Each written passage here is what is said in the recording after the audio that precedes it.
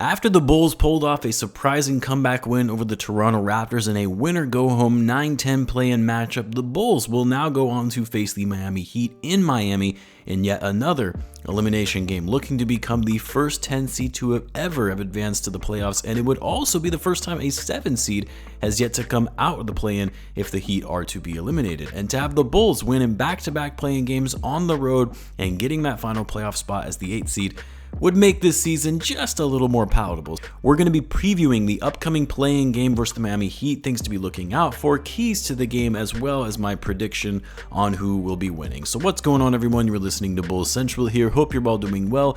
Before I get into the video, of course, a big shout out to the sponsor of this channel, So Rare, which I am super excited to tell you guys about their platform, especially considering it is free to join. It's super fun, and you get to win prizes, collect digital cards and assets in the form of NFTs, unlike most fantasy sports apps. They are different in that it's actually a fantasy gaming marketplace. There's no gambling or betting of any kind. The site enables you to play where users own their players forever.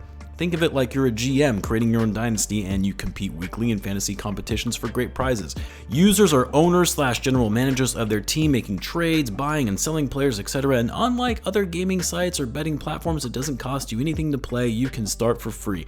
I've actually created my own private league where we can compete and play against each other for great prizes and offers. So check it out if you're interested. Join my private league.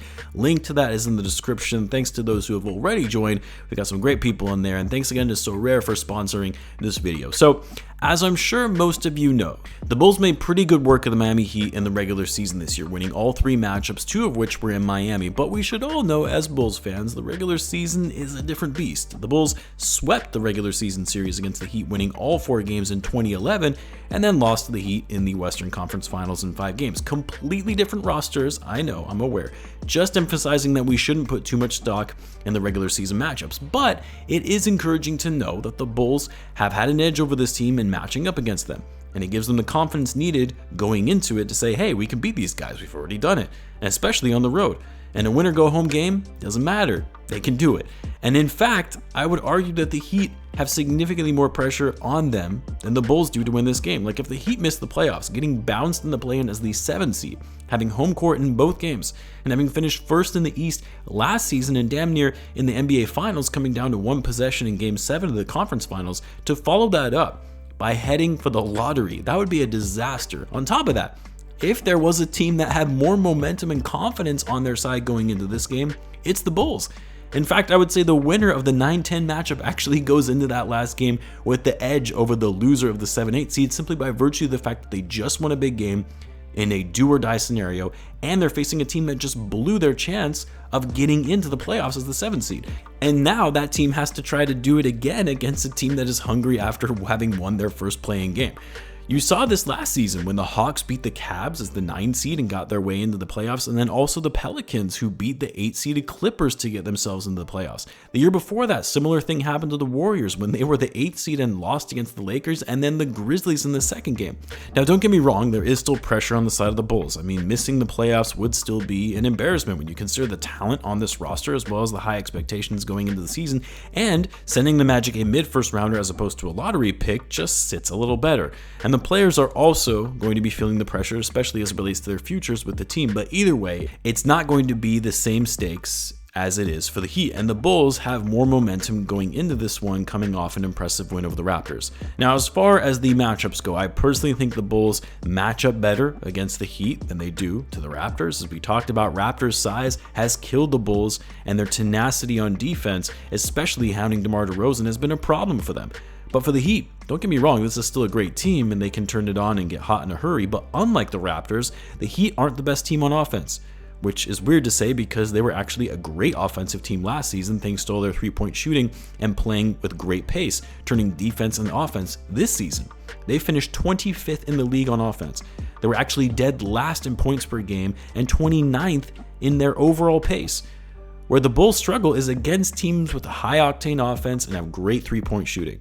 The Heat are not that, at least not this season anyway. Make no mistake, they have great 3-point shooters and guys like Max Strus, Tyler Hero, even Duncan Robinson if he ever plays, but they finished this season 27th in overall 3-point percentage and 17th in 3-pointers made. They do take a lot of threes though, And it's why you have to watch out because, again, they can get hot in a hurry. We saw that in the game in which they played the Bulls, where the Bulls were up by, 25 points, and the Heat went on a shooting frenzy to get back into it, cutting it down to 3 points. Luckily for the Bulls, they finished it off, and they ended up winning the game, but no game is ever out of reach with this team. The marquee matchup in this one is going to be Jimmy Butler on DeMar DeRozan. I'm sure we'll also see Zach on Jimmy go head-to-head and guarding each other. It's going to be tough for DeMar, though, to score when you have Jimmy all over you. One of the better defenders in the league, and he lives for these moments in high-pressure games. He's also going to be big on the offensive end. I imagine we'll likely see Alex Caruso and or Patrick Williams guarding Jimmy Butler on most possessions. Got to have your two best defenders on the opposing team's best player, although I say that and you're probably going to see Caruso staying focused on Tyler Hero, as that's a better defensive matchup for him overall.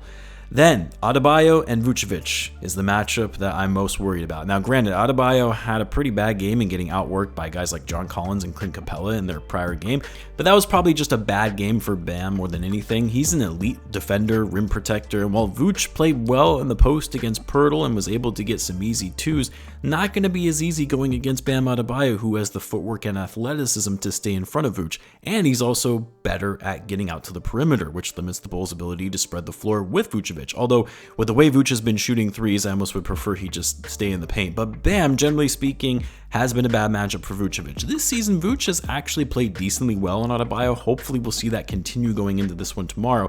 But for Vucevic, he's got to be watching out for the pick and roll that the Heat love to play with Bam. And the other thing I'll say is Jimmy had a bad game against the Hawks. Expect him to be coming out and having a monster game to get his team into the playoffs. He said before, he lives for these moments. The other piece, and I feel like I say this a lot, but the Heat have the better coach. Although Billy Donovan did outcoach Nick Nurse in the last game, who I consider to be one of the better coaches in the NBA, but Spoelstra is a phenomenal coach when it comes to the X's and O's and exposing his opponent's weaknesses. Last season, the Heat played zone defense against the Bulls, which the Bulls for the life of them could not figure out.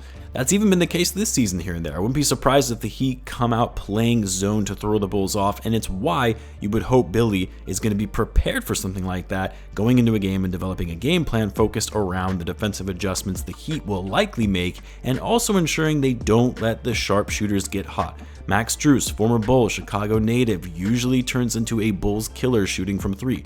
That man is going to be a free agent, definitely someone I would like to see the Bulls pursue to add shooting to their roster. He's probably going to get a big payday from some team, though, that the Bulls likely won't be able to afford, so we'll see where that goes. Anyway, like the Raptors, though, the Heat are not a good defensive rebounding team. 29th in the NBA in defensive rebounding, which will hopefully present second chance opportunities for the Bulls if they can grab their own offensive boards. As far as my predictions for the game, though, I said the Bulls would beat the Raptors, even though I was a bit in doubt that the Bulls would actually win that game. And although it's going to be very challenging to beat a team like the Miami Heat with Jimmy Butler in an elimination game on their own home court, I still can't go against picking my Bulls. Thus, I like the Bulls taking the momentum from the win on Wednesday and playing their way into the playoffs. And yeah, that's probably going to mean that they're going to get worked by the Bucks in the first round, but who knows? Maybe they can actually make it a competitive series. Better than last season's playoff series anyway. But let me know what you guys think. Who do you have winning this game? Be sure to tune in tonight and feel free to join in the live game chat here on the channel during the game. And of course, guys, as always, be sure to subscribe, and I will see you in the next one.